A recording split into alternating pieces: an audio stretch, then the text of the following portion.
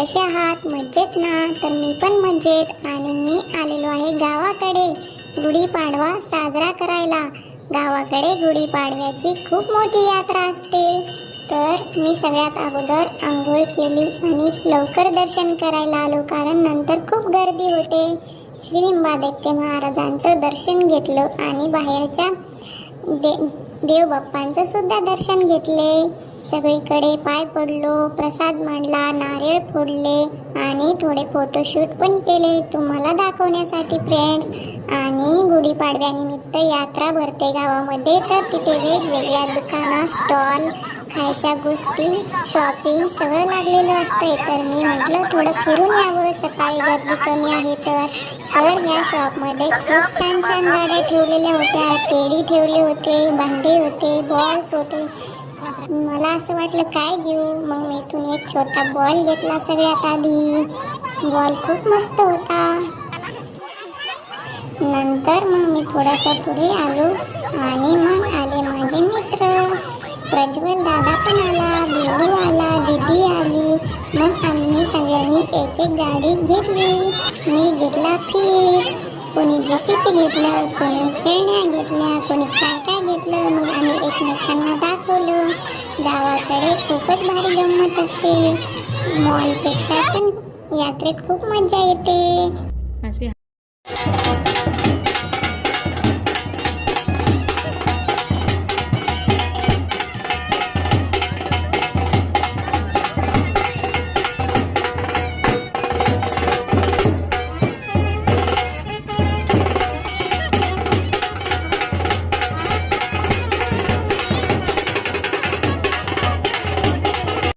शेरणी आल्यानंतर जो ढोल वाजला त्यात मी डान्स केल्यानंतर आलो मी जम्पिंगमध्ये।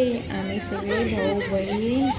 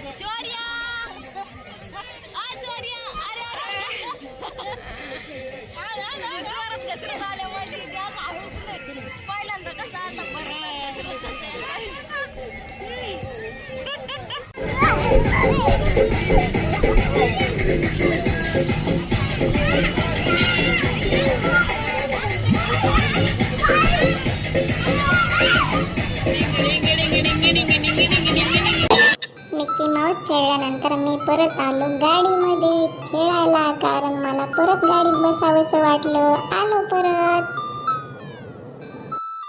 गुढीपाडव्याला सकाळी सकाळी दर्शन घेऊन मग खेळण्या खेळल्या, यात्रा फिरलो आणि संध्याकाळी परत एकदा खेळलो आणि मिरवणुकीचा त्याचा डान्स मी नेक्स्ट व्लॉगमध्ये टाकेल फ्रेंड्स।